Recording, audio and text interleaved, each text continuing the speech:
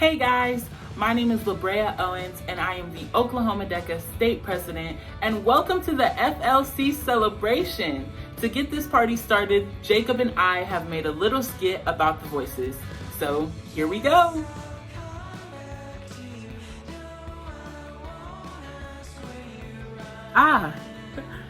Sorry, you startled me. See, I'm a nurturer and I can be a bit shy at first. Oh, I'm sorry, you startled me. You see, I'm a creative, and I just had this perfect idea. That reminds me. Oh, you startled me. You see, I'm a guardian, and I was just setting up my planner for the next 5 years. Yes, girl. Oops, 1 second. Hey guys, sorry you startled me. I'm a connector and I love talking to people, so if you'll excuse me. Yes. Oh, you startled me. You see, I'm a pioneer, and my future's so bright, I gotta wear shades.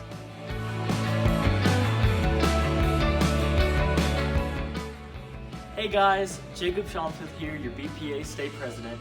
Now we have a special announcement for you from Scott Cornelius.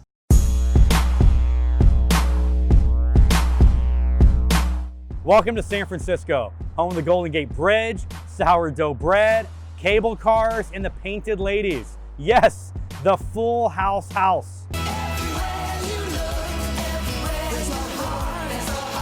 You're welcome, America. Now, every year, thousands of people move to this city chasing their big dreams. And I get it.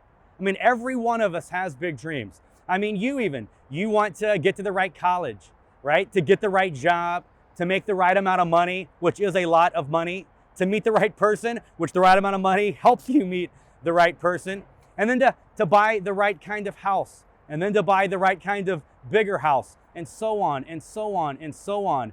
And that's all of those things are completely fine, and those are good things. But I believe that most of us watching this right now, we have bigger dreams. I mean, we have dreams that aren't determined by the size of our bank account, but rather the size of our impact. I believe that most of us here want to live a life that multiplies, a life that goes far beyond just ourselves, a life that truly counts.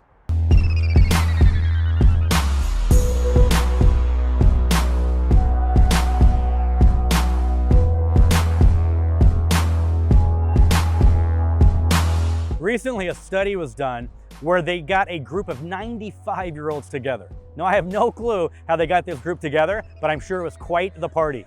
And once they were in this room, they asked them this simple question. If you could do it all over again, what would you do differently? And this is what they said.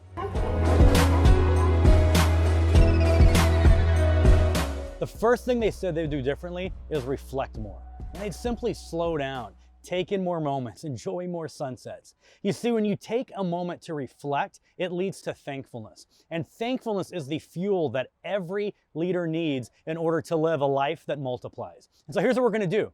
We're gonna take a moment right now and just reflect. So I want you to grab your phone, grab a piece of paper, whatever you have around you, and we're going to simply reflect. We're gonna take a moment to think about the events and the people that have truly made an impact in our life. You know, maybe you were one way, and then this person came into your life and now you're a different way. Or you were kind of going this direction, and then this event happened, and now you're headed a completely different direction. We want to take a moment to reflect and be thankful for the people and the events in our life. So start writing now.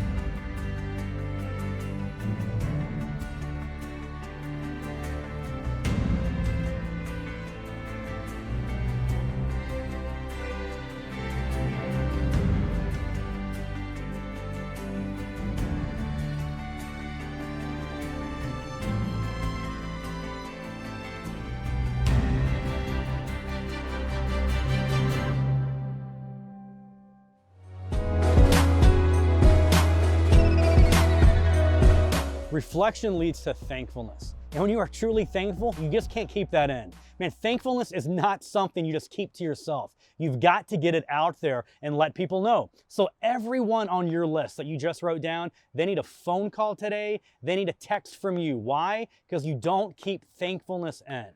So reflection leads to thankfulness, which thankfulness leads to action because you can't keep it in, and action leads to living a life that truly multiplies. The second thing that they said they would do is they would learn to risk more. They would take more chances. They would live every single day like it's an adventure. You know, and I think most of us hear that and we're like, yeah, me too. I mean, I am totally in. I want to risk more. I want to live life like it's an adventure. But the truth is, many of us don't. In fact, we go through life just the opposite. And the reason that I think we do that is because we're scared of failure. Now, I'm a dad. I've got 2 kids that I absolutely adore. My daughter is named Paige and my son is Scotty. And there are certain things when you're raising your kids up that are just dad moments, right? Like when you're teaching your kid how to ride a bike, total dad moment. When you are talking to them about the birds and the bees, okay, that's an awkward moment. But how about when you watch your kid take his first steps to walk? Total dad moment. And my daughter Paige, I mean, she picked it up so fast. I mean, she hated to crawl. She was ready to walk and she was ready to run, and it happened so quickly for her. I mean, she didn't mess up hardly any times, and she was off and running. Okay, my son Scotty, great little guy. For whatever reason, did not happen so fast for him. I mean, he failed all the time when he was learning to walk. I mean, he would take like half a step, splat. Half a step, splat. Half a step, splat. I mean, it was brutal to watch my son fail so many times. But can you imagine if on like the 200th time he had half step splat in one day that he finally just stopped, looked up to me and said, hey, you know what, Dad? This whole walking thing, yeah, it's just not for me. In fact, like I know it's for Paige and literally the rest of the world, but it's just not for me. So I'm just gonna choose to crawl through life. I mean, I have failed so many times at this walking thing that I'm just gonna choose to crawl. Okay, Dad, nice chat, really good talk. Go get me some milk, I'll see you later. I mean, can you imagine if my son had that conversation with me? No, it is absolutely crazy. Why? Because we were not made to crawl. The reality is though, many of us choose just to crawl through life. We just crawl through life. Why? Because we have failed and we make mistakes and we are scared to get up and try things again. But here's my challenge to us today, is that we today learn to take risks. And when you risk, you will fail. In fact, we need to learn to fail loud. Become experts at failing. Become the best at it. Because the only way that we're ever going to live a life that multiplies is when we take risk and we learn to fail. So get used to it. Get on with it. You were not made to crawl.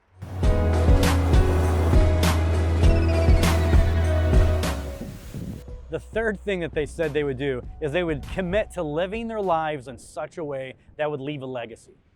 They wanted to give the best parts of their days on things that would be here long after they were gone. You know, this way of living reminds me of ripples. You see, a ripple doesn't just start on its own. It always has a moment of impact. A stone, a rock, or something that goes into the water, makes an impact, and then waves ripple on and on and on. It's a series of waves. See, it's not just one wave, it's a series of waves that impacts a wave that impacts a wave. And I want to live my life the exact same way. I want to live my life in a way that my life impacts a life, that impacts a life, that impacts a life. You know, it reminds me of a story of a guy named William Borden. Now, William Borden was born into a lot of money. And after his graduation, before he went off to Yale University, his family said, we're going to give you a trip around the world. You're literally going to get to travel around the world, see everything before you go on to university. So that's what he did. And on this trip, he developed a true heart for people. I mean, he saw people all across the world that didn't have what he had. He saw people that were hurting. And when he saw that need, he just had to do something about it. And so when he came back, he said, you know what? When I graduate, I'm going to go out in the world and I'm going to make a difference. And I'm going to help the people that are hurting. I'm going to help the people that really need it. And so when he graduated from Yale, he made that decision. And when he made that decision, he turned down all kinds of job offers in order to go out and help people that really, really needed it. Well, on his trip, as he was going out to make a difference into the world, he ended up actually getting sick. And he let his family know that he got sick, and that a month later, he actually died from his sickness. And when he was out on his trip, and after he had passed away, they took all of his belongings and they literally packed it up in one small little box. I mean, imagine a kid who had everything, he gave it all up, and the moment he died, all of his belongings could fit in one small little box. And they mailed it back to his family, and when his family received the box, they opened it up, and inside of it was a Bible. And when he opened up his Bible, there was a date on the very top of it. And as he was looking, as his family was looking at that date, they realized that, man, that was the moment that he said, you know what, he's going to go out and he's going to help the world. He's going to help people that really need help. And underneath that date were two words, simply said, no reserves. He had no reserves. That's what he wanted to do. And then they looked down and there was another date. And this was the date that he turned down all the job offers. It was the moment that he had worked so hard for. He got these job offers in, could have made a ton of money. But he decided not to do that. And below that date were two words, and it was no retreat. He had made up his mind. He's not going back. He is going forward. And then below that, they saw one more date. And they noticed that this date was like 2 or 3 days right before he actually died. And right below that, it simply said, no regrets. At the end, when he's on his deathbed, he had no regrets. And when I look at his life and I look at the life that I want to lead, it's a life at the end of the day I have no regrets. And that is when I make my life about other people. When I live a life that truly multiplies, that truly counts. And so here's my question for you. Are you going to wait until you're 95 years old and you're looking back on your life and you're thinking, you know what, I wish I'd have done this, or I wish I'd have done this? Or right now, in this moment today, you're going to start making an impact. You're going to start doing the things that you know you really want to do. You're going to start today leading a life that truly multiplies, leading a life that truly counts.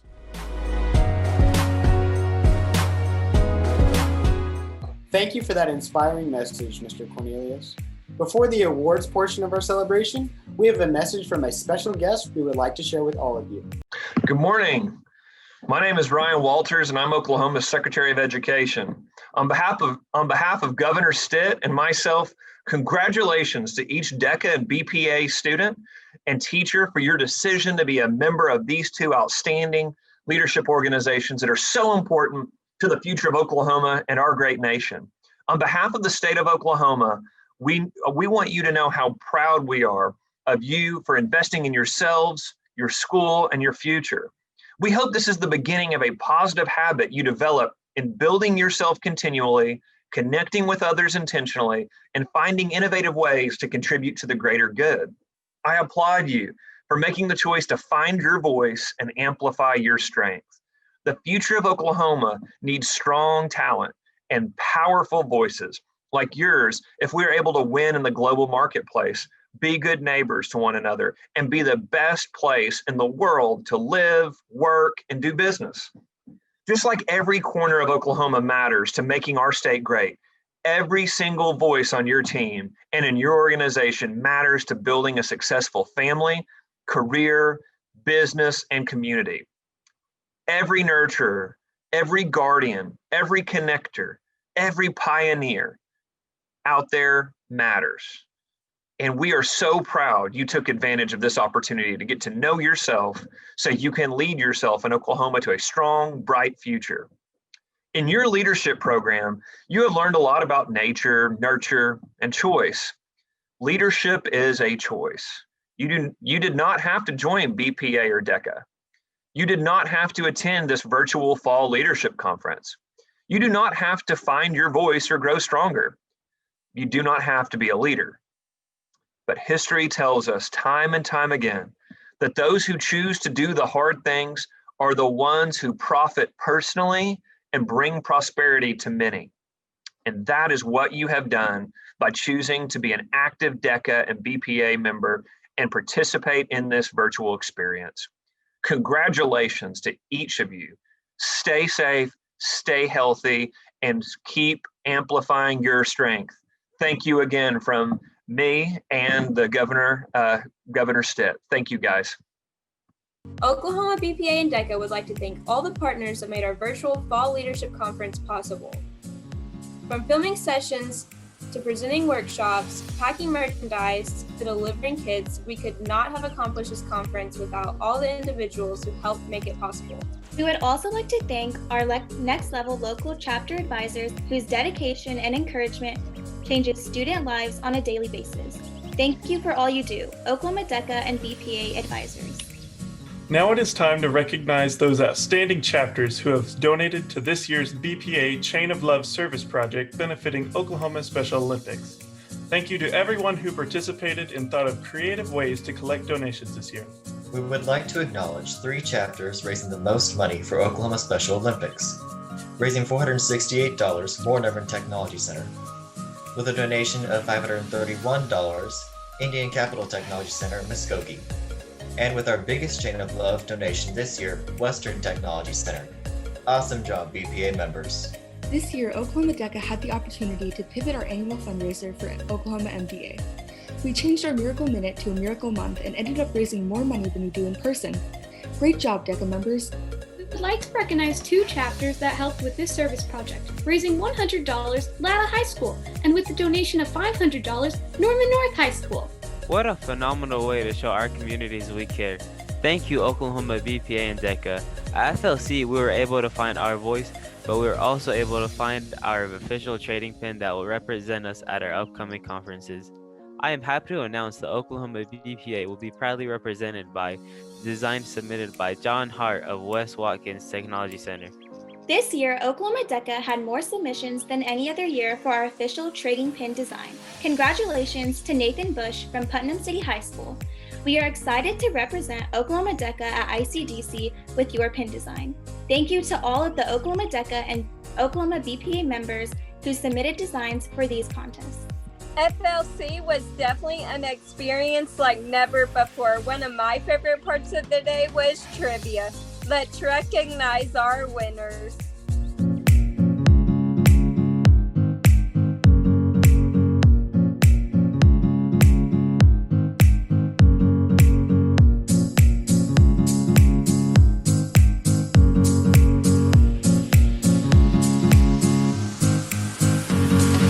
As you know, the FLC experience does not have to end tonight. You have access to the 100X Leadership Portal for the rest of the month. We would like to highlight those attendees who have completed more than 150 minutes or more in the system. Leadership is a choice, and you are on the right track.